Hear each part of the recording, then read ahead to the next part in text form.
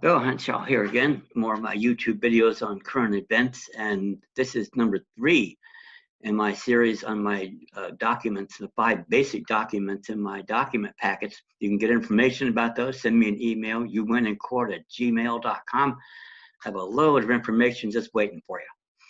This one is the notice of objection to entry of plea. And this is especially true in traffic, quote unquote, court.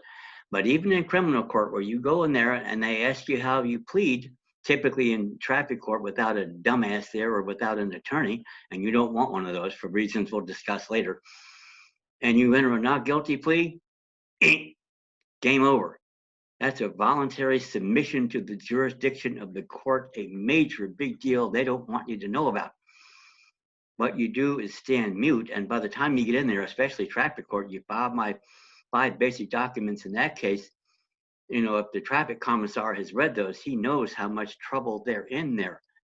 Because if he enters a plea for you, who the hell does he think he is? Is he acting as your attorney?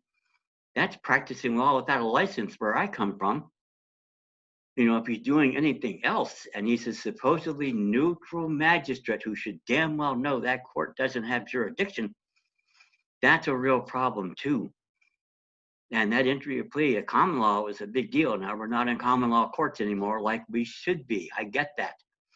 But the issue is the same because we have a right to challenge jurisdiction at any time as set up by our other documents discussed already, the Bill of Particulars and conditional acceptance of counsel.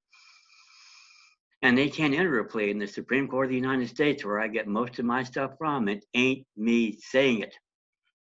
Okay, Crain versus U.S. 162 U.S. 625 with an extensive citation from People v. Well, I'll think of it in a minute, but from a California case. And they say right in there that without the entry of plea, there's nothing for a jury to decide. There's no jurisdiction, there's no claim, there's no nothing. That's how big of a deal this is. People v. Corbett, by the way, is the case, I'm pretty sure, 28 Cal 38. So yeah, you get in there and you enter a plea and you have no way to know not to do that. Did they teach you anything when you were in high school, junior high school? Hell no, they didn't. I didn't learn Jack Taco at the time 50 years ago, and the education system was better then than it is now. Didn't have a clue. Had to do my own studying after I got thrown in jail on February 14th, 1983, the Latter-day St. Valentine's Day Massacre. And I found stuff like this, and I said, I'll be damned. If I had known this, and I never had any problems, by the way, even when I got convicted, quote unquote, never served a day in jail, didn't pay 1 red cent in fines, fees, or nothing. Now, early on, they probably assumed I knew the money issue, maybe as well as I do now. I didn't. But when I did send, in 2002, I got arrested Memorial Day weekend, had to post bail. Otherwise, my job would have fired me, which they were really anxious to do, but couldn't do because I got a perfect record there.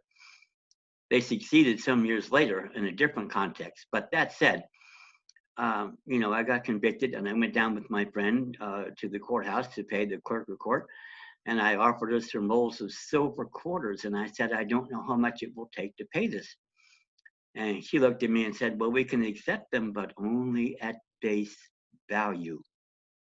Now, silver then wasn't the $20 an ounce like it is today, but it was still up there. I mean, you're talking about, a silver quarter is $10 worth. That would have been $60 or $70. They would love to do that all day long, wouldn't they? Just pocket those, put in some Federal Reserve notes, and get rich quick.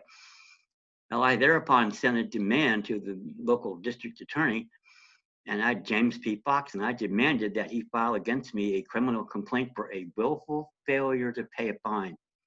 18 years later, I'm still waiting. That's how strong this money issue is, and they know it. But to get a good start, what you have to do is refuse to enter a plea. You come in there and you tell them, I stand mute. Unless or until the the DA answers the Bill of Particulars, so you know what jurisdiction you're in, the elements of the crime, the injured party, there's no way you can make any intelligent entry of a plea. Think about the logic in that. There's just no way to do it. If you don't know where the hell you are and what's going on, why bother to have a trial? Just get it over with now, judge. Directed verdict to guilt. That's what you people specialize in. Well, the notice of objection to plea puts them on notice, and I have more cases from the Supreme Court than just Crain on this issue. They're vintage cases, meaning decided most of them before the 14th War Amendment. Although Crain wasn't with 162, hell, that's in the 1890s, so that's well after, now that I think about it. But you study my documents and you learn these things and you go into court prepared. And I have all kinds of documents you can get in my document package, especially trial court. Send me an email, youwinincourt@gmail.com. Learn how to deal with these bastards from day one. Save yourself a lot of time and teach your kids how to do it. They're not going to learn in school either. You can give them a hell of a head start by basically what would be 4 years worth of law school if the damn law schools, Starboard, Baylor, Berkeley, were teaching this stuff anymore for a very modest amount. So that said, like the videos, subscribe, tell your friends, get the word out. We have an unprecedented window of time with this COVID crisis crap and the growing rift between Trump and that idiot Anthony Fauci. I don't know why he hadn't fired his ass, but they've really overstepped their bounds this time, even in their system. So that said, tell your friends who need to get the word out, and I'll see you in the next video. Thank you.